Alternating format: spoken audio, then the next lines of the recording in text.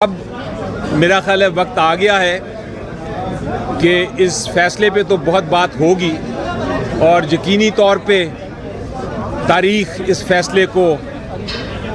फैसले पे फैसला करेगी। फ़िलहाल इसका रिज़ल्ट ये है कि पीटीआई के जो कैंडिडेट्स हैं, जिन्होंने नॉमिनेशन पेपर्स फाइल किए थे, वो अब आज़ाद उम्मीदवार के तौर पे इलेक्शन लड़ेंगे और उनके लिए स्ट्रैटेजी जो है वो हमने बनाई हुई है। पहले से हमें अंदाज़ा हो गया था कुछ दिनों से कि ये फ़ैसला क्या होगा, उसके लिए तैयारी पूरी है और इंशाल्लाह कोई फ़िक्र की बात नहीं है। हम इसको जो अगले दिन आ रहे हैं, चंद दिन में मेरा ख्याल है इलेक्शन की अब तैयारी होनी चाहिए, क्योंकि 8 फरवरी को इलेक्शन है और इंशाल्लाह इलेक्शन पीटीआई पूरे ज़ोरों शोर से लड़ेगी। बेशक सिंबल हमसे फ़िलहाल के लिए ले लिया गया है, लेकिन इसका ये मतलब नहीं है कि पार्टी नहीं है। पार्टी अभी तक रजिस्टर्ड है और यही फ़ैसला अनाउंस किया गया है, उसमें पार्टी को नहीं छेड़ा गया, सिर्फ सिंबल की बात है, लेकिन इलेक्शन लड़ने से हमारे कैंडिडेट्स को नहीं रोका गया। तो इंशाल्लाह अब नेक्स्ट स्टेप होनी चाहिए हमारी 8 फरवरी का दिन, जब आप लोग सब आके पीटीआई के लिए इंशाल्लाह वोट करेंगे और फिर अगली हुकूमत हम बनाएंगे। बिस्मिल्लाहिर्रहमानिर्रहीम।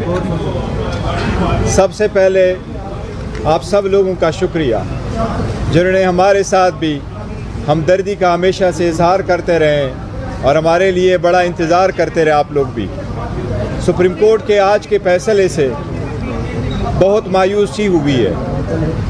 आज के फैसले से सुप्रीम कोर्ट के गैर मकबूल और मुतनाज़ा फ़ैसलों में एक नए बाब का इजाफा हुआ है। आज टेक्निकल बुनियादों पे एक पेज पे मुश्तमिल 14 दरख्वास्तें 25 करोड़ अवाम की बुनियादी हकूक़ पर बारी हुई है। इंसाफ खोता हुआ नज़र आना चाहिए। फ़कत इसलिए एक पॉलिटिकल पार्टी का जिसकी पॉपुलैरिटी 70% है, इस बुनियाद पे ख़त्म करना कि उस पार्टी के सेक्रेटरी जनरल के पास इख्तियार नहीं है, वो भी गलत। लेकिन ये इख्तियार नहीं है कि वो चीफ इलेक्शन कमिश्नर अपने इलेक्शन के लिए मुंतखब कराए। ये बहुत ही टेक्निकल बुनियाद है। अवाम इस वक्त 12 करोड़ वोटर रजिस्टर वोटर है, उसमें से 10 करोड़ वोटर अल्हम्दुलिल्लाह पीटीआई के हैं। 10 करोड़ अवाम और वोटरों के हकूक़ और उनकी बुनियादी हकूक़ और उनको डिसएनफ्रेंचाइज करने की तरफ एक कदम हो गया है। इस फैसले से बहुत मायूसी हुई है।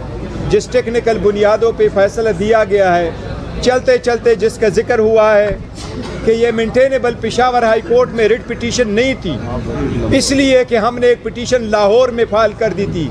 बिल्कुल मिसरीडिंग है इसकी। हमने एक हाई कोर्ट को बताया था कि हमारी एक पिटीशन पेशावर हाई कोर्ट में पेंडिंग है।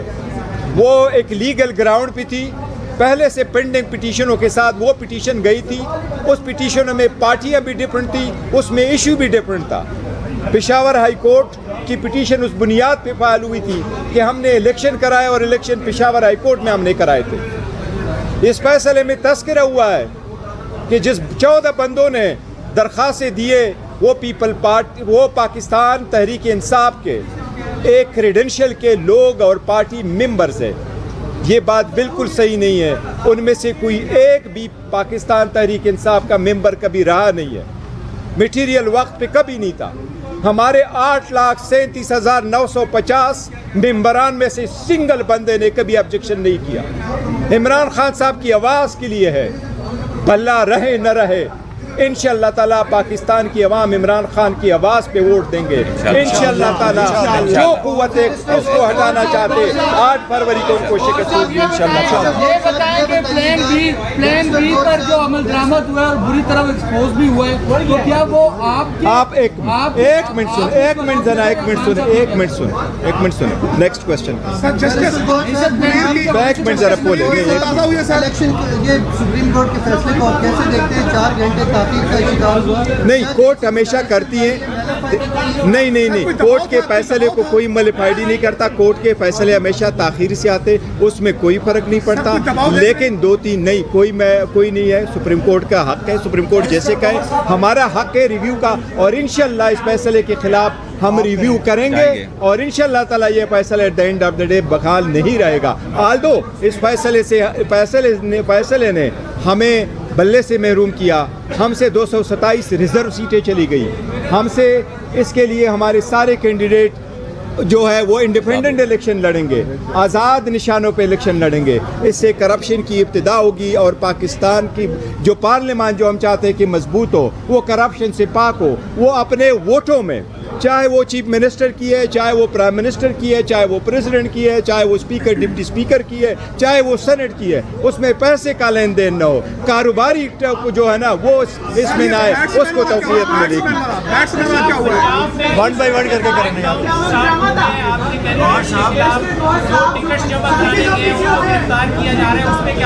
देखो, अदलिया का काम है सारे लोगों के फंडामेंटल राइट्स की हुकूक की तहफ़्फ़ुज़ करे। फंडामेंटल राइट से अगर आप सारे लोगों को आउट करना चाहते हैं प्रैक्टिस से, तो ये इलेक्शन प्रोसेस से तो बेशक आउट कर दे। अदालत देखे, आज अदालत ने फैसला कर लिया, हमें कबूल है, दैट्स एंड ऑफ इट। लेकिन ये इसका मतलब क्या नहीं, आप चुरा एक बंदा कर लेना। आप सब आजाद लड़ेंगे इलेक्शन। ये आपकी बात ठीक है। आजाद लड़ेंगे तो इंतखाबी निशान भी सबका मुख्तलिफ होगा। ये ऑब्वियसली यही वो बात है। आप ये बताइए कि किस तरह से ये जो मीडिया के इंशाअल्लाह ताला अब हम ये सोचेंगे। बड़ी स्ट्रांग पार्टी है अल्हम्दुलिल्लाह। एक मिनट, पाकिस्तान पीपल्स पार्टी बबड़ी स्ट्रांग पार्टी है। हम ऑर्गेनाइज करेंगे, हम अपना लिस्ट एक नया इशू करेंगे, उसमें अपने कैंडिडेट जिनको हमने टिकट दिए थे उनको नॉमिनेट बनाएंगे, उनके बारे में पूरा कैंपेन करेंगे। ये हमारे कैंडिडेट्स हैं और ये उनके निशानात हैं, उनसे वोट। देखो एक चीज़,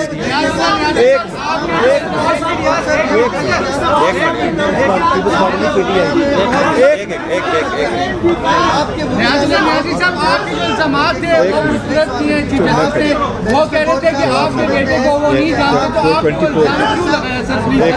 मैं जवाब मैं बताता एक मिनट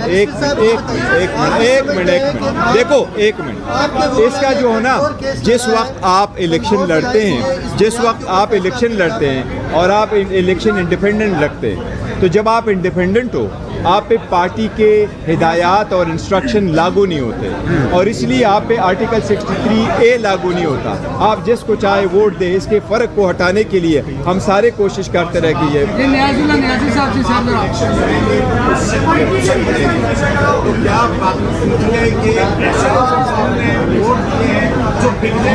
नहीं, इंशाल्लाह हमारे नहीं बढ़ेंगे। इंशाल्लाह ताला हमारे कोई वोटर सपोर्टर नहीं बिकता है, ना हमारे कैंडिडेट बनेंगे। सुप्रीम